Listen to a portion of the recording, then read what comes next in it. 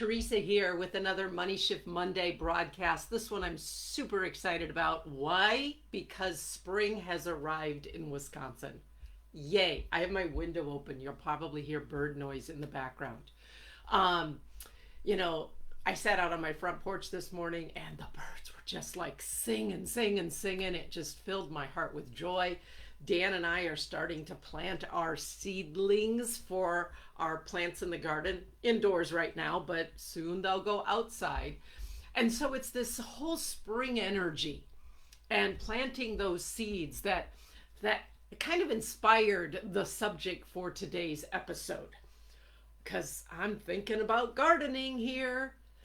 And whenever I think about gardening, I also have to think about the 100-foot, maybe it's even 150-foot hose we use sometimes to water our garden when it doesn't rain frequently enough, especially in the spring when the plants are still so very small. Now, why a garden hose is a perfect metaphor for a Money Shift Monday broadcast is because you and I have a lot in common with a garden hose, especially when it comes to money. So whether you're experiencing flow around money or struggle or frustration, that's what a garden hose is going to allow us to start to take a look at. We have a lot in common with a garden hose, whether you're currently experiencing scarcity or abundance, whether you're fully living the unique life you were created to live or not. This metaphor, this episode with my garden hose, I think is going to be really eye-opening. So let's dive in.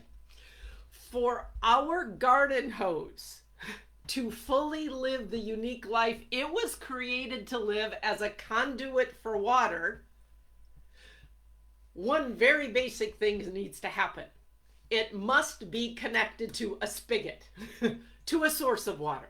Yes? Okay. So now let's imagine we're a month or so out and I'm connecting our huge 100-foot water hose. I drag it out, I drag it to the spigot, I connect it to the spigot, and now I drag the rest of the hose out to our garden, grab the nozzle at the end to start watering our seedlings, and no water comes out. Uh-oh. So what's the problem? Well, first, you might have missed this one. Notice what I said I did. I connected the hose to the spigot, and then I dragged it out to the garden, expecting to water our plants. I said nothing about turning the spigot on. Okay?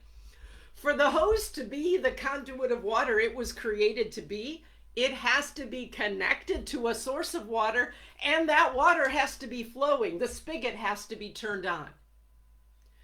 Now, fortunately for you and me, the spigot is always on in terms of all of the life-giving resources we need to fully be who we were created to be, and that includes money. The God, who created this universe, is constantly on, pouring out gifts and blessings and resources in abundance. Little side note here. Notice too that my garden hose does not make the water that flows through it. It's not the source.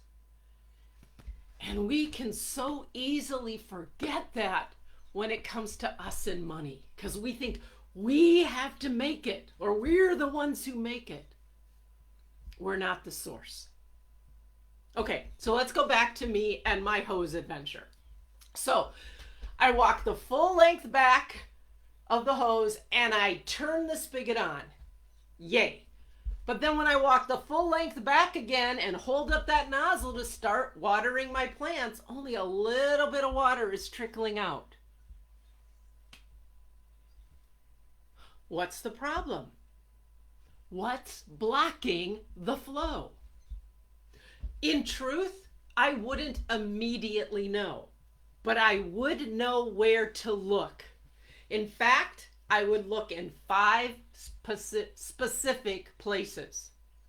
Now, the first is most obvious, but you might not think of it. I would check to see if the nozzle that I'm holding is all the way open.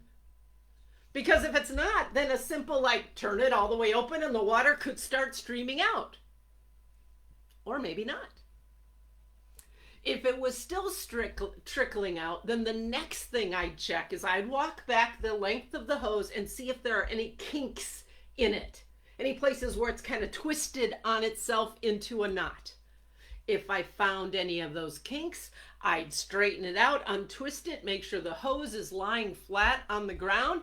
Then I'd go back to the nozzle and see if the water's flowing out the way I need it to. If it is, great. If it's still just trickling, then probably the next thing I'd do is I'd walk all the way back to the spigot again, okay, and make sure I turned it all the way on. I might have turned it on, but only halfway. Okay, so now I've turned the spigot all the way on, full force, and I walk back to the end of the hose. If it's streaming out of the nozzle, I'll proceed to water the garden. If it's still trickling, what the heck? Then I'd walk the whole length of the hose looking very carefully to see if there's any holes or cracks in the hose where the water's leaking out before it gets to our garden. And if I found a hole or two, or I found some cracks where the water's leaking out, then I know I'd have to patch the hole before I'd ever have an opportunity to water our garden with any ease. That's also when I'd call Dan and ask for his help because he knows how to patch those things way better than I do. But let's just say I've checked all these spots. The nozzle's open, there's no kinks, the spigot's on, there's no holes, and yet the water's still trickling out. Then I would know that there's some type of obstruction or block inside the hose. Something I couldn't immediately see was blocking the flow. In which case, I'm clear, I'd again ask Dan for help, and together we'd work to figure out where that inner blockage is and then remove it. We might have to get a plumber's snake and run it through the hose to open it up. And if we removed that block, then the water would really start to flow because we've got it connected to the source, the spigot's all the way on, there's no kinks, there's no holes, the nozzle's all the way open. And then in a sense, that hose would finally fully be what it was created to be, a wide open conduit of the life-giving resource we call water. I share this image with you today, my friends, because the same image applies to us and our relationship with money. And the same 5 places is where I've realized from my own experience and working with clients, the 5 same places is where we stop or limit money from flowing freely to us and through us. It's where we limit its flow, and in so doing, we are less able to fully be the unique human beings we were created to be, a conduit of the divine. And what I've discovered is that the process of unblocking our money flow is no different than what I've just described I do with our garden hose. And that, my friend, is exactly what I'm going to be teaching and supporting you to do in a program that I have been working on and testing and refining for the past 8 months. It's my new Unblock Your Money Flow Activation Program. It's an 8-week, very small group, deep dive program. And in a sense, among other things, what we'll do in that program is we'll begin to explore and address all 5 of these places in your relationship with money where you may be consciously or unconsciously blocking or limiting the flow of money and abundance in your life. So just check in. Any chance you're not fully connected to source, or you haven't opened up and let the source of resources flow fully into you? Might there be kinks in your relationship with money that you didn't even realize are blocking or limiting its flow? Might there be holes in how you use money where it leaks out and is not able to flow the way you want or where you want it so as to support your life and life in the world around you? Speaking of which, is your nozzle at the end open so that money can flow out of the hose that is you, the conduit that is you, to water and give life to the world around you? Or do your own scarcity fears like, oh, I've got to hold on to this because maybe I won't have enough? And then, my friend, and I am nodding, might there be, yes, hidden, subconscious, internal blocks that you can't yet see, but that are blocking the flow of money and abundance in your life? That's what we're going to start to unpack and address in this 8-week journey together.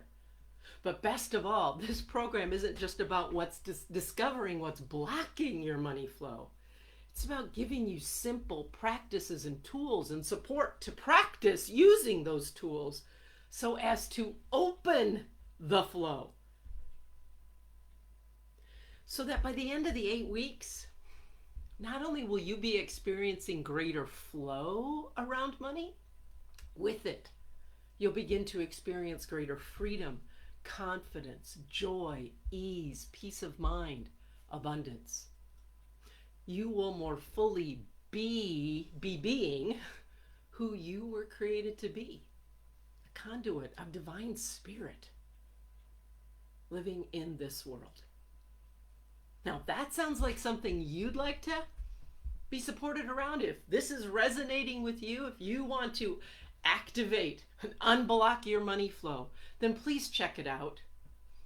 And once you've clicked on the link that's included with this video, if when you read about it, it's like, yeah, this might be the piece I've been missing, then reserve your spot right away because we start in 1 month. You are created to be a wide open conduit of divine spirit, divine love, divine abundance, divine freedom in this world. And for that, to have all the money that you need in service of that. That's what I want to support you to experience and be, my friend.